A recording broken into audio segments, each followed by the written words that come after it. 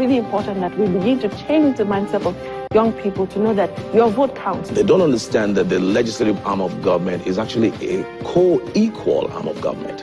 We have an incredible amount of potential. Whatever it is I was doing, because of my personal DNA, it had to be of an international standard. Which is what, seriously speaking, is all about.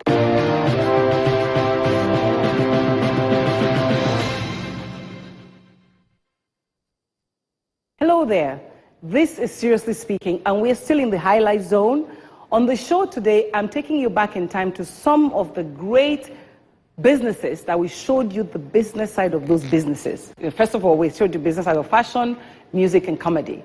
Now, on the show today, I also have somebody who was on one of those editions who's going to come back here and reminisce with me, like I've done in some of the highlights. But, you know, I remember when we were on set for the comedy version, we were laughing, it was hilarious, but then we went away with some very salient points on how to, then it was just, I think, the 30 Days of Atlanta had just come out at the time we aired this one, but we have some biggies in the house on that. And also, for fashion, we had people like Folake, Tiffany Amber, and we had a bit of a catwalk. So I'm going to throw back to let you understand and enjoy some of the things that our viewers had enjoyed in the past. But as always, you know that you can catch us on Seriously Speaking Online. But for now, let me take you back in time to the music side, to the business side of fashion and comedy. We'll be right back. So you invested that money in business? Actually, £4,000. They refunded £4,000. Take note, I'd saved it in 2 years as an undergraduate, my final year days, and as a youth corper. I was serving as a youth corper, but I was constantly in Victoria Island going to deliver kaftans, shirts that I made for bankers and the rest. So during that period, I was saving money because I wanted to go to school. So £4,000 started out as a proper business. What did you invest that £4,000 in? Was it in getting the space, or in getting tailors, or in getting what?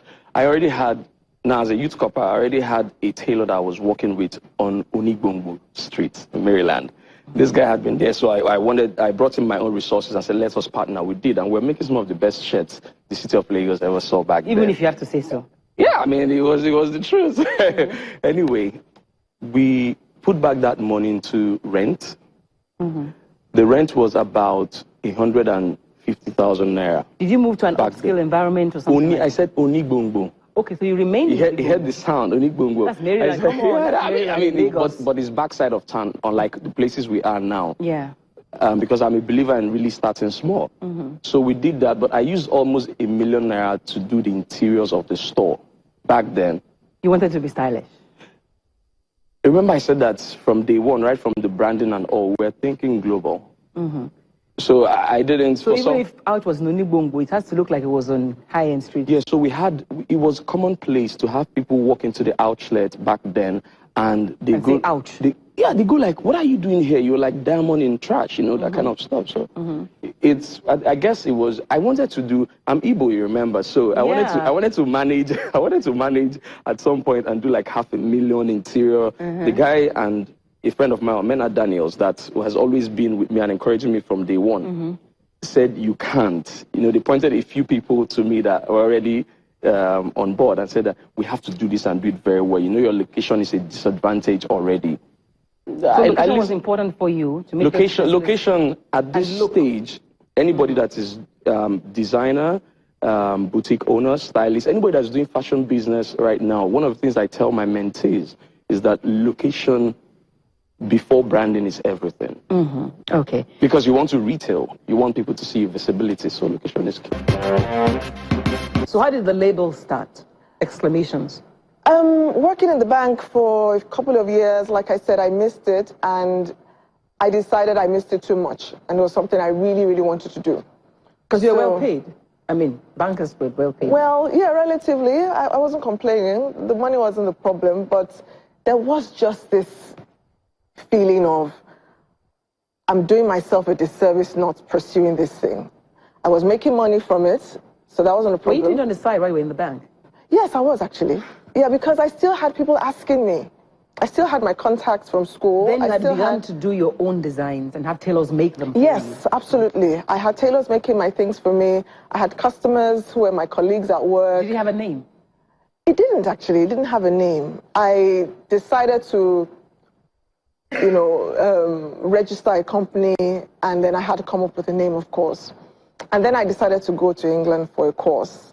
So my exit strategy was resign, go to England for a course, come back, and then establish the label. The course in fashion designing, do you think it was necessary, or I think it was. I think it was, especially at the time, because the industry wasn't quite what it is now. So you didn't really have a lot of reference points. And I was determined to do it well. I felt, look, if I'm going to leave banking and pursue this, I might as well give it 110%. So I went to England, did my course, came back, and funny enough, I think it was shortly after I came back that we did that, the exhibition. The exhibition I'm yes, that's a while ago. I think so, yes. So really that's how it really all started. And why did you start making, before then, I mean, we only had couture available. You go to to couture and they make your stuff for you. Different kinds of couture, the small, the big. And then, but with you, we could walk in and pick up a tunic. But I don't know. Why did you choose to go that way? First of all, we had a vibrant fashion industry, but it wasn't just what it is now. We had people buying fashion. That was when the whole Dubai discovery came about, and everybody was going to Dubai to buy things. It was as if Dubai never existed before then. And everybody was going to Dubai, buying relatively cheap high street pieces and selling to Nigeria. And then I realized that, again, that also coincided with when the banking industry really started booming. And we had a lot of young people in the industry. Looking for where to buy. Looking for what to buy. Everybody was selling suits because everybody was a banker. And then Dress Down Friday came and nobody had anything to wear because we had all kind of invested in buying suits. So you found people wearing their pants from the, from the suit set or their skirts, and then it was just a mess. So I started making the tunics, yes, primarily for Dress Down Fridays.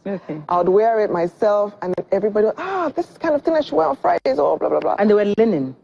They were linen. They were linen because that was the fabric I could access. Really. It wasn't because I had a love for linen, I confess. It was really because that was what I could get consistently in the market. So that's fine. Baby, you're the one for me. Baby, see, baby, you they got me like body hugging. They got me like body hugging. I say they got me like body hugging. They got me like body hugging. That's why me and you.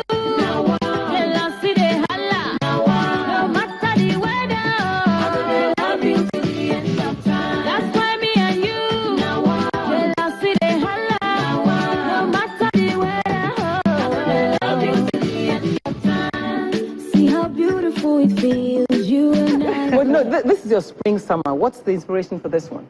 I think this spring summer, I see a lot of color, vibrancy.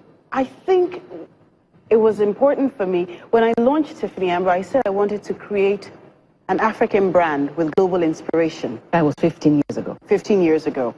And every season, it's clear that this is an African brand, but it has global appeal. So this season, we thought we would revisit the tie and dye we used to work with about, 13, 14 years ago. But this time with a twist that would appeal to, because our shows, our collection, it moves around the world. Every time we show a collection, press picks it up everywhere, and we get a lot of requests. So it was important for me, as it is with every collection, to color is very important to me as well, because wearability is key in every collection, and I know if it's not wearable, it's not worthy of a Tiffany Amber runway.